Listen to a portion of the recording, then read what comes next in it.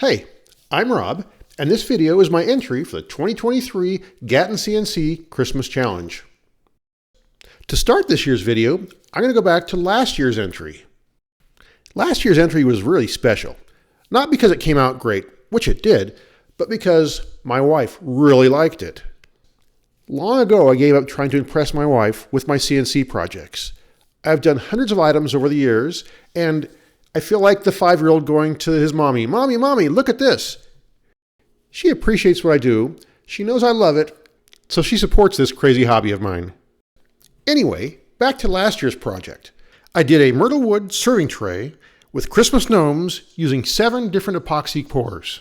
We used that serving tray multiple times at our house and even used it for potlucks and other Christmas events outside our house.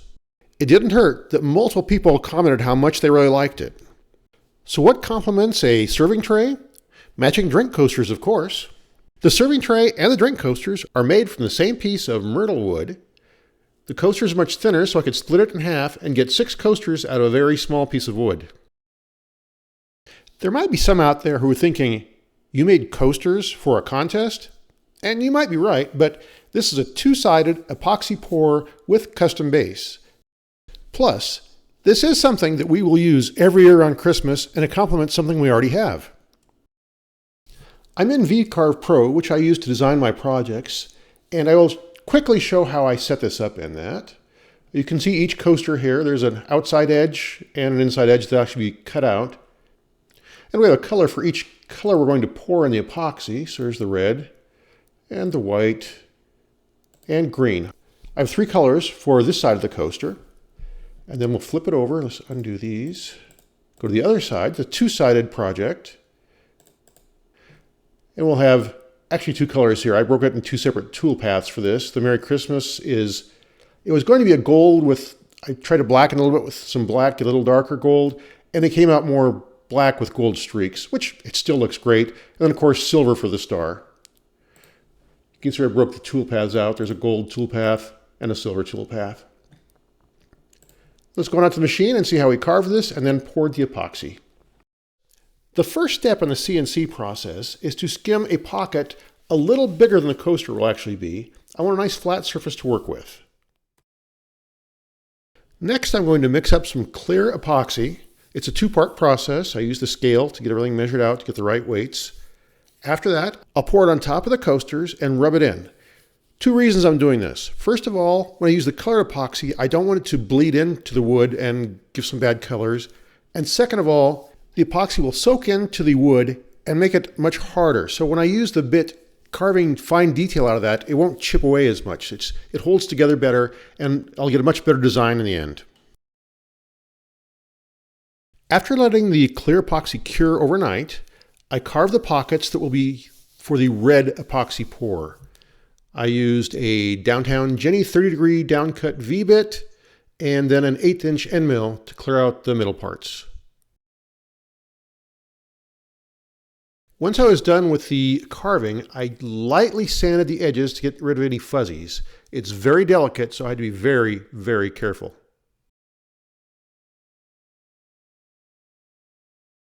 I've already mixed up the 2 parts of the epoxy, and now I'm going to add in some red mica coloring. Mica colors are what give that nice swirl effect, or mother of pearl, that I just love so much. After waiting overnight, once again, I'm going to carve out the pockets for the white or ivory epoxy. Like the last time, I'm using a 30-degree downcut Jenny V-bit and an 1/8" end mill to clear out the excess area. Notice how when I carve this, the white area will go into the red. That will give it a nice sharp edge between the colors.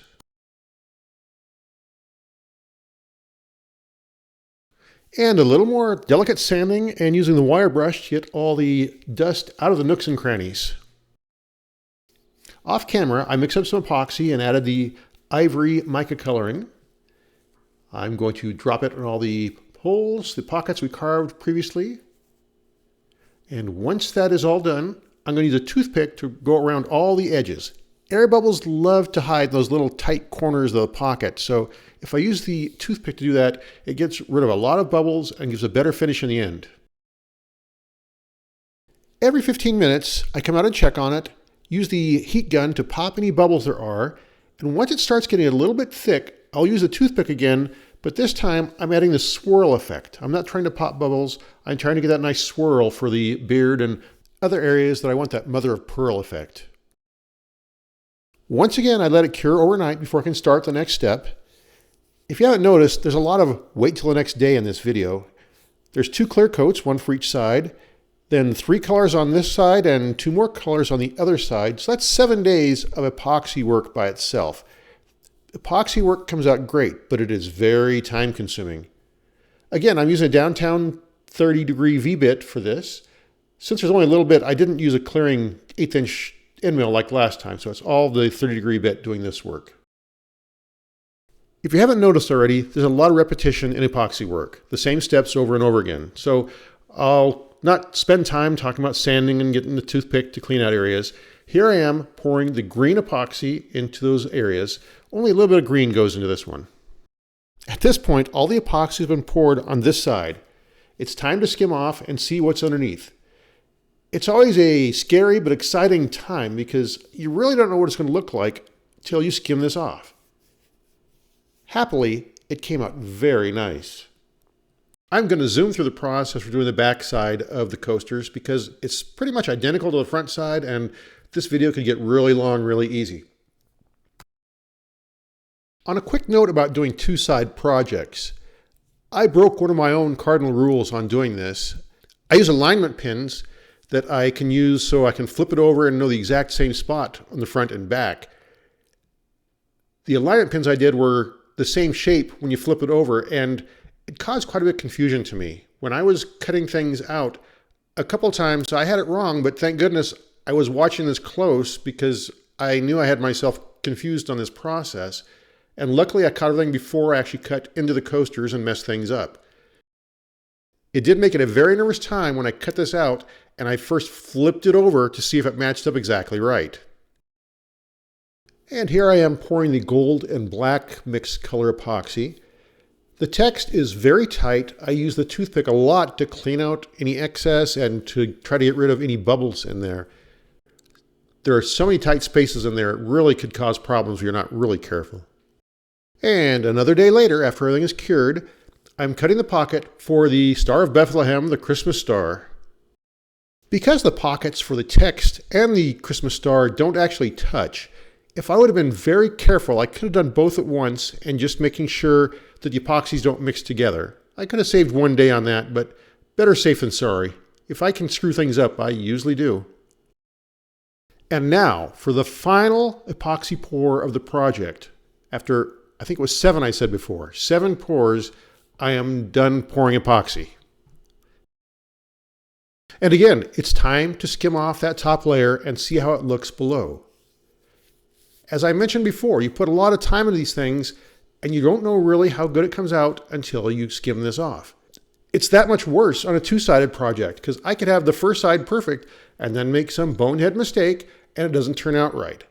Luckily, once again, it's looking really good so far. And finally, it's time to cut the project out.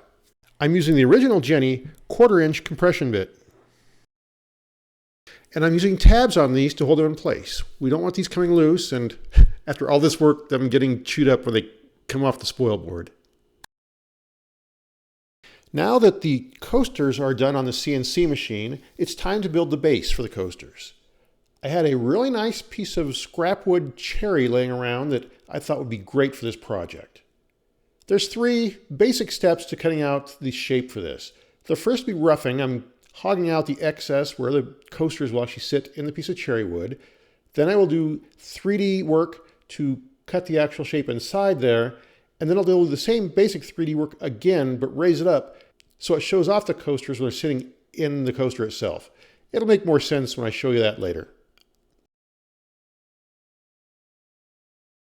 Now the roughing is done, we cleared out all the excess wood, I'll run a 3D toolpath that will round the exact shape of the coaster so it'll fit inside that pocket. There'll be 6 individual pockets for the 6 individual coasters. And now for the last 3D toolpath for the coaster holder, we'll do the same rounded shape but raised up just a little bit.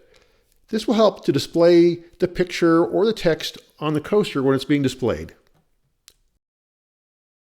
I thought the display of my CNC software was kind of cool when it showed it cutting out those 3D shapes, so I'll play this for a couple different angles. It's a good representation of exactly what that bit's doing. Here's a different angle, the same thing. Like I say, I just can watch these things for a while sometimes. It's really interesting how it works. I was really curious if this is all going to work, so I had to go put all these in to see how it looked and to verify I had the depth right so it would show off the text and pictures on these when they're sitting in the holder. I'm very happy. I'm not going to make any adjustments from this point. This is going to work really nice. Since this video is already much longer than I anticipated, and I still want to show a few more things, I'm going to zoom through the cutting out of the base really fast and then move on to the finishing process. For the finish, I'm using General Finishes Armor Seal. It's a wipe-on poly, so it's easy to use and it gives a great finish in the end, but like the rest of this project, it's time-consuming.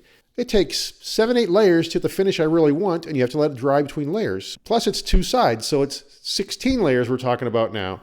I could easily spend a week doing the finishing process for this. Not a lot of time total, but a lot of time waiting for things to dry or cure. And here are some final shots of the coasters. The first few I'm showing with last year's project, the serving tray, and how it ties in very well with that. And then I got a few more by themselves, with the base, and some photos showing both sides of the coasters, and then a final rotation of the coasters in the base. If you enjoyed this video, please consider giving me a like or subscribing to the channel. Have a great day, everyone.